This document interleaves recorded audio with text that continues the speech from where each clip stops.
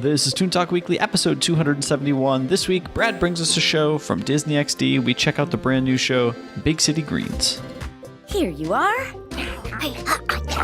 Here are your menus, and your waiter will be with you shortly. I'm gonna order the craziest, wackiest thing here. That won't be hard. It's all garbage. Oh, what kind of restaurant doesn't serve pizza? They do, in smoothie form. See? The shrimpy peasy smoothie. Yuh. Pizza's for eating, not drinking.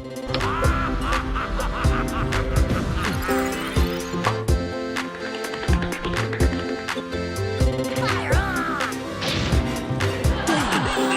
The day just keeps getting better. Boy.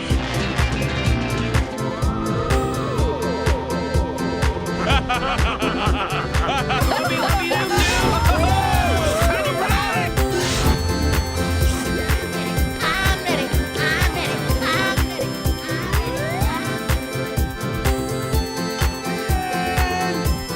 Where is that kid?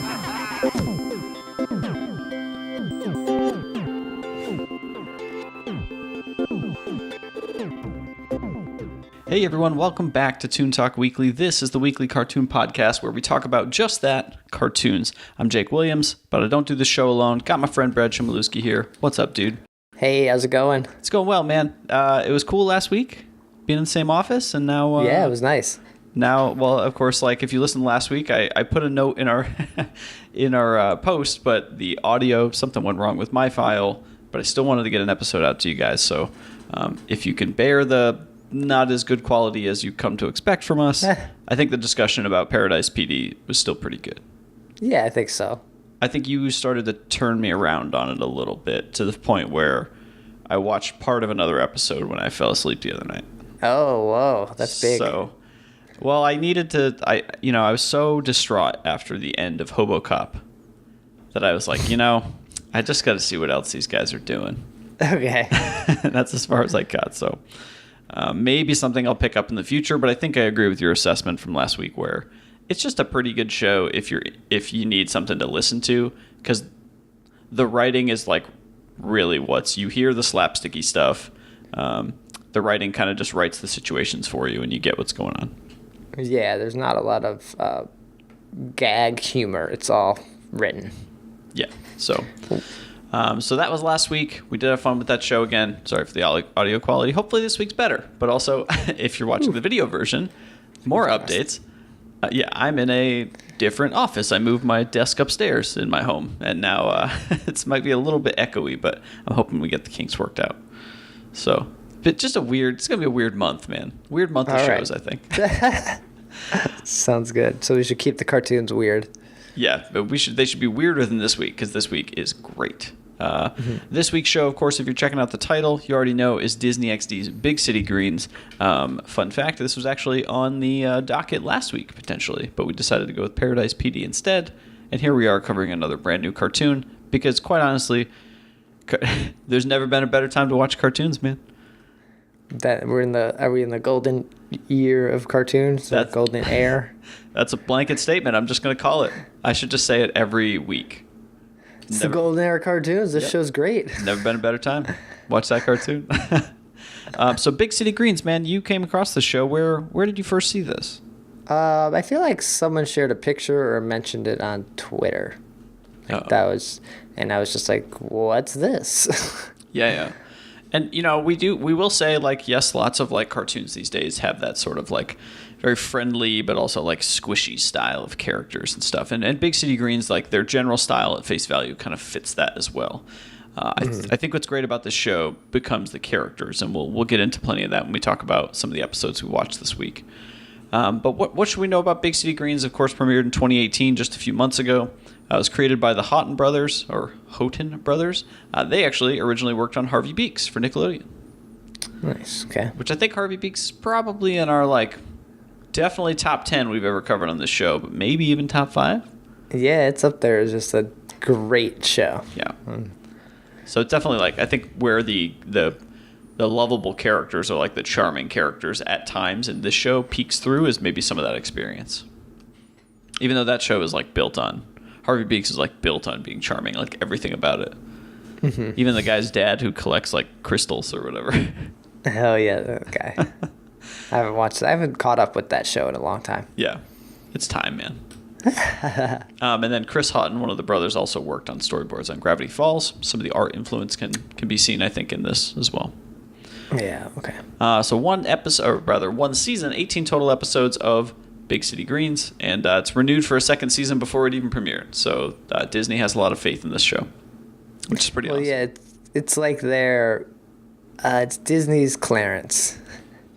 It's an interesting way to put it, especially with the main character Cricket and just kind of how clueless about regular world stuff he is. Mm-hmm. I could see that, yeah. Disney XD actually greenlit the series in 2016, but the original name was Country Club. Oh, that's a horrible name. Yeah, I definitely kind of like Big City Greens way better, right? I think of Country Bears. Didn't Disney own that franchise for a while? I think of a golf course, like a Caddyshack cartoon or something. Like that's what it is. Yeah. I don't know. So the show basically features the Green family, mainly Cricket Green. He's like this mischievous, young, little optimistic country boy. The whole family's a country boy who I assume they moved to Big City, or does Big City build up around them? They moved there. Yeah. They didn't really say why. That's true. But they moved there. And they're still running. And somehow got a house that was just a house in the city. Yeah, that's why I'm under the impression that I feel like they moved their house from the country to the city. They would be the kind of people I could imagine going well, yeah, just take it with you. That could be, but that wasn't addressed, I guess. Oh, you know what I think I'm thinking of is the house in Up. Pixar's Up, right? Where the city builds around it. That's the vibe I get. So they basically live in this rundown house, this old country house with a big yard, but it also has they farm there because the father's a farmer. And essentially, episodes follow this country family who lives in Big City. It is both a big city and called Big City. So you do have Cricket, who's the main character. You have Tilly, who's his older sister. Bill, the father, who's a farmer. And then you have Grandma, who sometimes goes by Alice, but she is the grandma, and she is great. At least one of the episodes I watch.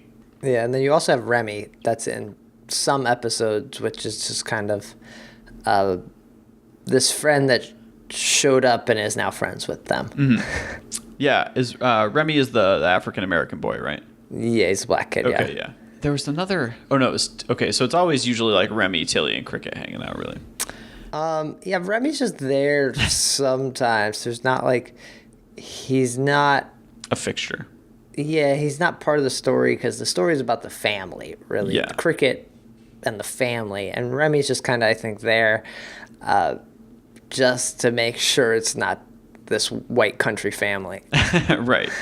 And in one of the episodes I watched, we run into Gloria, who is a barista at a coffee shop right next door called Big Coffee. She's more of a recurring character, I think, like Remy, basically. So those are the main characters you can run into.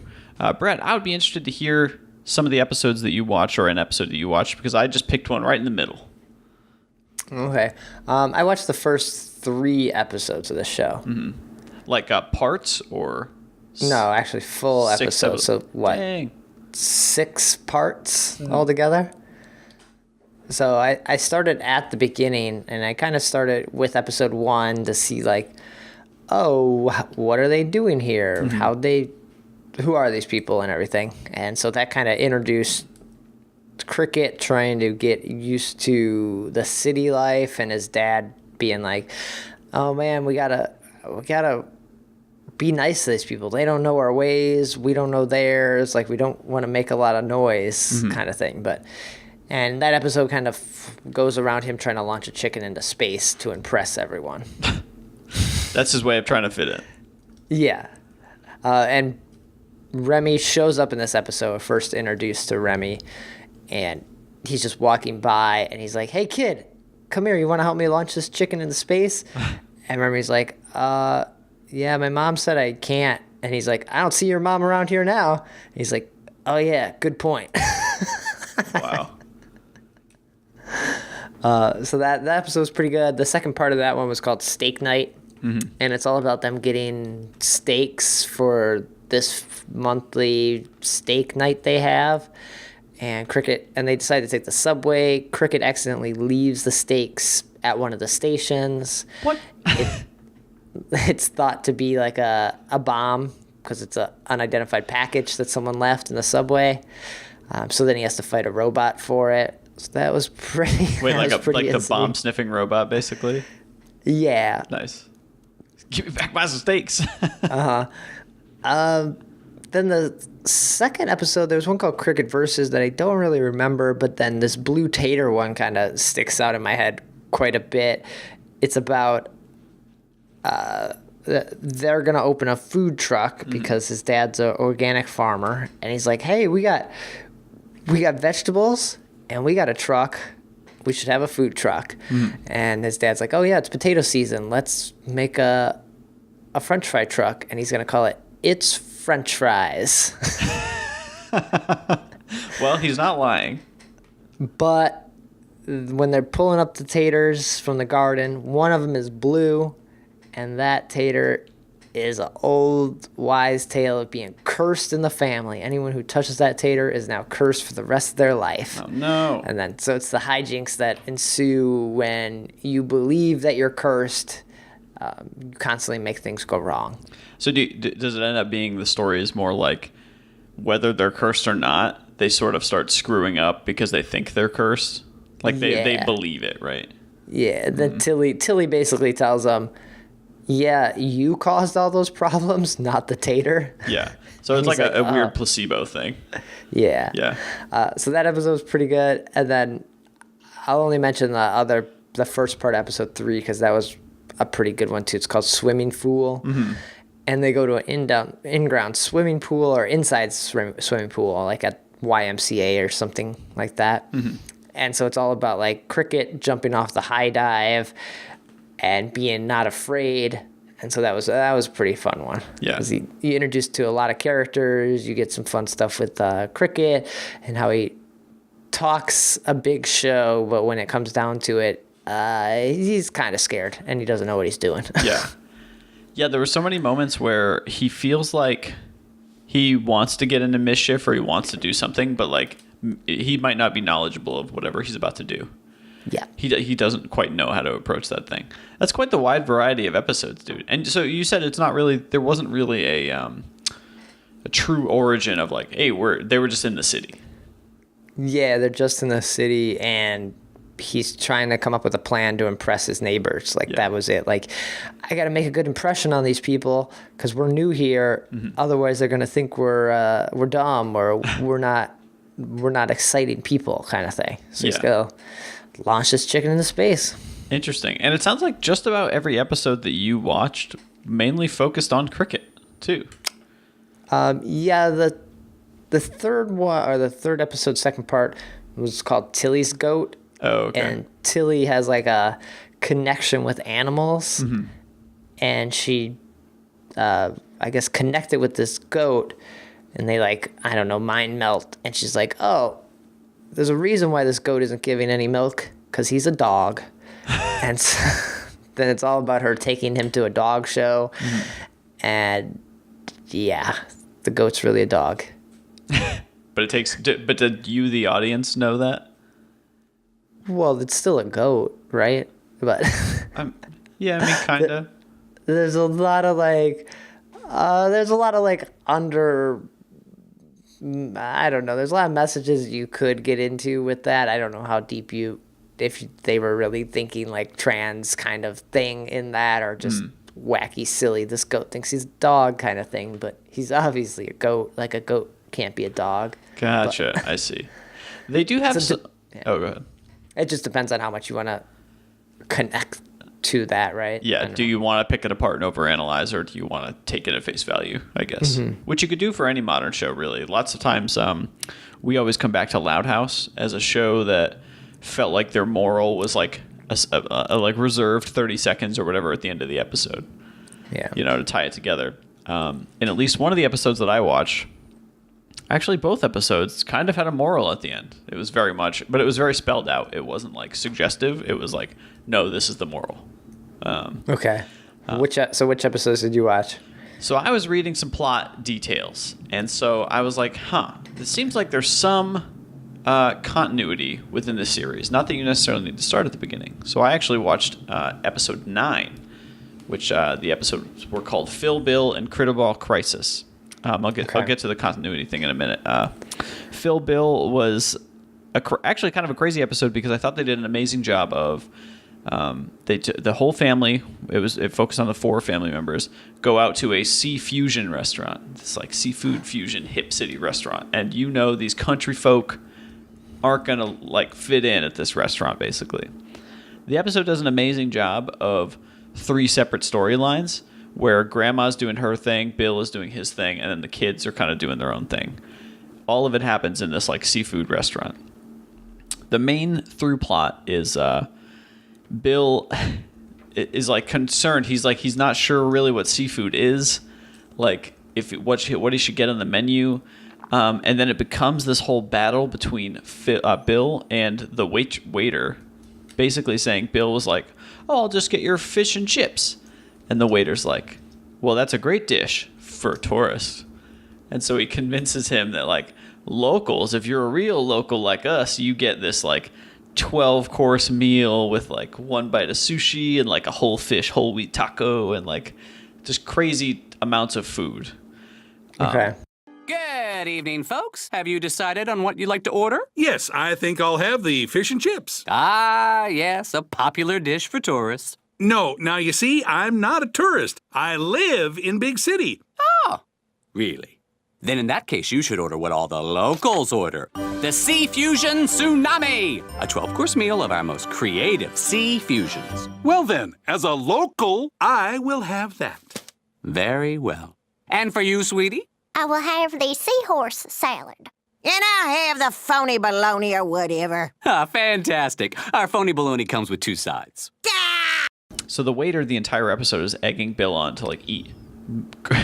I'm just gonna say gross like seafood meal after meal after meal, and the whole time Bill is like, "Yeah, I'm local. Like I can do this. I can totally do that. I know how to use chopsticks." He's poking himself in the eye with them, and like, it's really entertaining. He just spends the entire episode trying to prove that he fits in.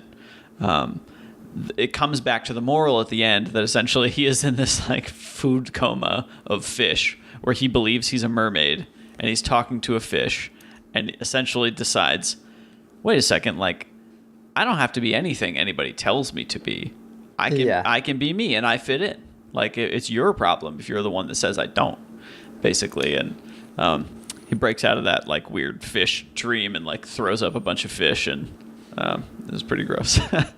But the other 2 plots that were happening were pretty great. One was Grandma saw on the wall the decor of the seafood restaurant, a trident. And she's like, that trident looks really familiar. Not sure what's going on. And then halfway through, she's like, wait, that was my trident. I used to sail the 7 seas and like stab whales with that. And like, whatever. So she was an adventurer. So her plot in the entire episode is trying to steal this trident off of the wall of this restaurant. And then once she does steal it, get away, and she then suddenly like mistakes all the staff as wanting to fight her and take it back, just because like she jumps behind a sushi counter with it and they have knives, and she's like, "Oh, you want to fight, huh?" And they're like, no we don't. Jesus, crazy lady, like get away from me with this trident. Yeah. Turns out like we find out at the end after all of her escapades that she's like, it wasn't even my trident. I'm just gonna keep it because it's cool. But Cricket's portion of the episode is like, he wants to live dangerously, so he asks for something that's not on the menu. And they give him like the monster burger or something, which is literally like patty, slice of lettuce, and a whole octopus that's still alive. And he has to fight it and stuff, and like, but then he decides like, I can't eat you, like you're cute. So then him and Tilly spend the rest of the episode trying to save all of the octopi from the restaurant. They're like, no, people can't eat this. This is ridiculous. These guys are adorable. Which ends up being them jumping in the octopus tank, and it crashes and breaks, and they throw them into the harbor. This restaurant's like kind of off on the river or the harbor or whatever, and they're basically banned from life for this restaurant because they destroyed all of their fish. They flooded it, like it was pretty crazy, and they just walked off like, yeah, well, at least we know we're locals. So, did they save the octopuses? Yeah, because they threw them all into the harbor. They're like, you're okay. free, but they didn't mean to break the huge tank. I think it happened because I want to say Granny's trident hit it or something. So most of the time, I would say the episodes include them doing a lot of damage to stuff. Yeah.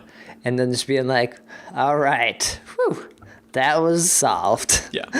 So it's interesting you bring that up because this is why I started the next episode, Critter Ball Crisis. It has to do with doing damage, but it also has to do with how you repay that damage or like what you should do. Okay. And Critter Ball is kind of a way, it's like kind of like kickball, basically.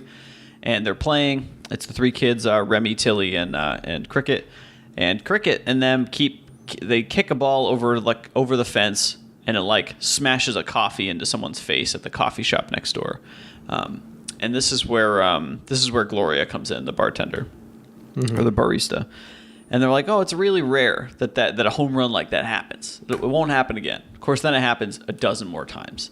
And they've basically broken all of the furniture and all kinds of stuff in the coffee shop. But Gloria's like so upset that she's like, you're like not apologizing. You just keep coming over here asking for this ball back. Why would I give you these balls? She basically took all the balls that he kept kicking over and locked them up. Right. And then you learn a little bit more about Gloria, where like she's just working this barista job so she can go to Paris. She loves Paris and really wants to go there. She has this really expensive Eiffel Tower like figurine kind of thing that she keeps at the bar of the coffee shop to remind her of like why she's working. Okay. And it ends up coming to light that while Cricket is like, he continues to not apologize. He tries to steal the balls back. That doesn't work. So instead he steals the Eiffel Tower. And to like get back at her. This is his like mischievous ways, right? Diplomacy didn't work. I'm going to do this. But then in the exchange, when they're like going to try to be reasonable, he says, give me one of my balls back and I'll give you your Eiffel Tower. He like drops it and smashes the statue while he's trying to grab the ball on accident. And he feels so bad, but then obviously she's super pissed off that that like, right, yeah, of course. Basically you crushed her dreams. That's exactly what he did. Gloria, Cricket. may I see a critter ball? I need to know they're safe. See? Your stupid balls are fine. Where's my tower? Remy, see? It's safe. Oh, thank goodness. Now, please, hand it over. Toss me a ball first. Ugh, fine. Oh my gosh, Gloria, I'm so sorry. No! You're a horrible, horrible little boy. I didn't mean to. Honest, it was an accident. Now, Gloria, we can... They end up getting in this fight at the coffee shop where there's lots of like dodgeballs going back and forth where she's knocking out, like Remy has a great moment where he didn't need to be part of this at all, but he just gets beamed in the face with a dodgeball.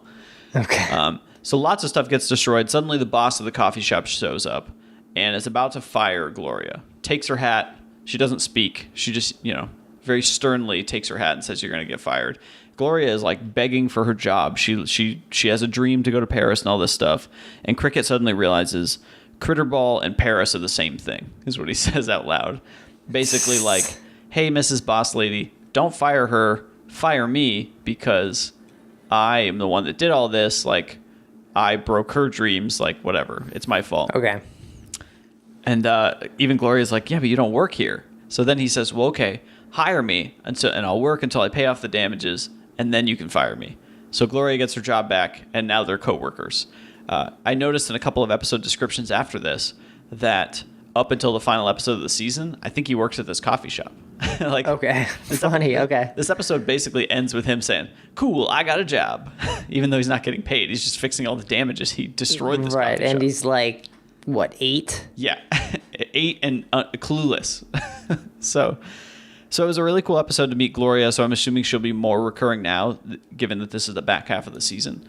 I thought it was interesting. Like, the moral was very much like, I don't know what kid would be stand up enough, or like, you've got a really good head on your shoulders if you can realize, like, hey, I actually caused this.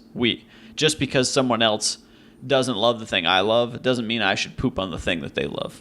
Right, yeah. So it was a cool moral. And I want to keep watching because I think thinking of Cricket working at a coffee shop is great.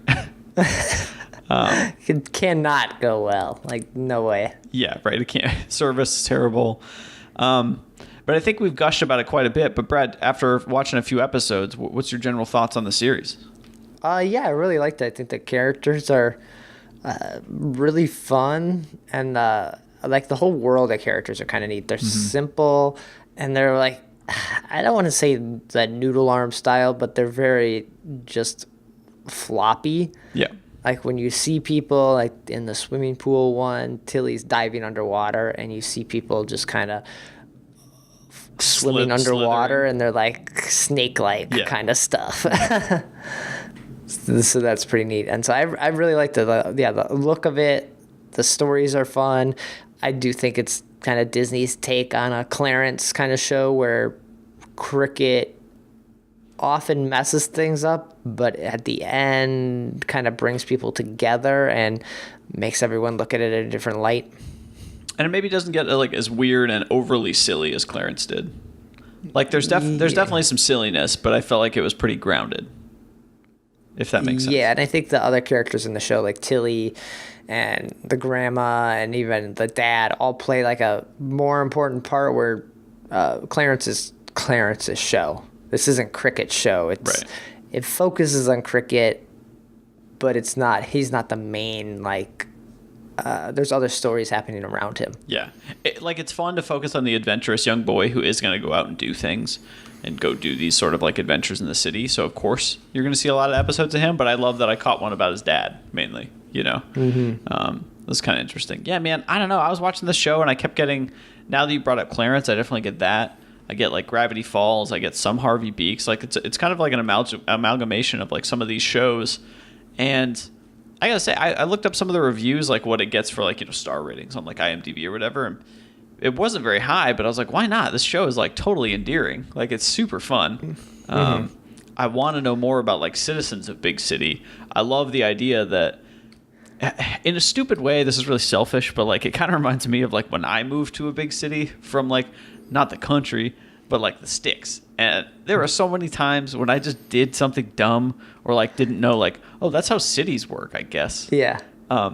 So selfishly, I think I enjoy it for that aspect because I see a lot of myself in Cricket. Maybe not as adventurous, and I was way older by then, but just like, I don't know, man. Cities just have their way of doing things, and so do regular people. But if you grow up in isolation in the country, like you probably don't know. On the rating thing, how is any cartoon supposed to get high ratings? True. These cartoons are made for kids. Yeah. They're not writing reviews. They're barely using anything but the app to watch these cartoons. So it had to have been some parent or someone like us write a review for this show. Yeah. And if it's a parent, they probably were upset that it showed something and decided to write it. Yeah, that's true. So you're saying I shouldn't believe what the internet tells me every time. I'm saying especially on cartoons. Like, yeah. You will never. What does a 30-year-old male say about this cartoon who has no kids? Let me find that review. No, that's true. And even there are even adults, our parents' age, basically, that they even know that I do animation, like my folks, but they will not watch an animated movie. They just have no interest in it. It's just I don't want to say it's a generational thing because obviously those age people made those early cartoons, but I should stop reading reviews and stuff to paint my judgment of things. There's too much of that. They will watch more of them. There's like that new movie, Next Gen on Netflix. Even my wife, we saw the trailer and she's like, why does this look so good for Netflix? This looks like a Pixar movie, and it's just right here on the homepage. Like, what? How is this a thing? Yeah. So you're just going to see more of this stuff because more people want to do it. It's easier to do, and there's a lot more, I think, fun stories you can show with animation. Yeah. So, and on the flip side of like reviews, we're like not really a review show. We're just kind of watching shows and letting you guys know what we think. Plus, it's a good chance to chat with each other about shows that we watch. There's way too many people out there trying to tell you their opinions of shows and whatever you should think of them. I think it's better off if you just spend the time to watch the show, truthfully, than reading someone's review. You should watch the show. There's so many shows. Like, of course, they're not going to all be for you. Yeah. And you can't watch them all. So, whatever, find the ones you like and, watch and enjoy as much as you can of it. Yeah. Even though I said don't listen to reviewers and people online, we recommend you watch the show. That's not even telling you like what you should think of it. It's just a good show. You should check it out. Yeah, check it out. Cool. Big City Greens, brought to us by Brad Chmielewski, of course, and Disney XD, sponsored. Yeah, that's it. I'm out of it. Let's get out of here, Brad. Where can people find out more about you when you're not recording Toon Talk Weekly? So you can find me on Twitter at brad, and my blog is digitalhitchhiker.com. Great. You guys can follow me on Twitter at Jacob Williams. Of course, Toon Talk Weekly all over the place. Twitter, Facebook, Instagram, Google+, all that good stuff. And on YouTube as Toon Talk Weekly. ToonTalkWeekly at gmail.com. Send us an email, what you think of the show, what you think of this show in particular, or any episodes you want us to check out. And finally, ToonTalkWeekly.com, the main hub for the show where you can get any and all episodes up to this point. And yeah, I think that's going to do it for this week. Pretty big episode, which is good because I think it means we like the show. Usually if it's longer, it means we like the show. So. And we didn't even mention his catchphrase, Bingo Bongo. Bingo Bongo. Oh, I forgot to mention, I think I texted it to you at one point in the stupid Seafoods Fusion restaurant. They had like a pizza smoothie and Grandma's like, what? Pizza's for eating, not for drinking. I was like, that. If Brad does one of his meme photos, that's going to be it. It should be that. It might be the indoor swimming pool. Now I've seen everything. That's a great way to end it. We will be back next week with another cartoon. Thanks for joining us. Take care.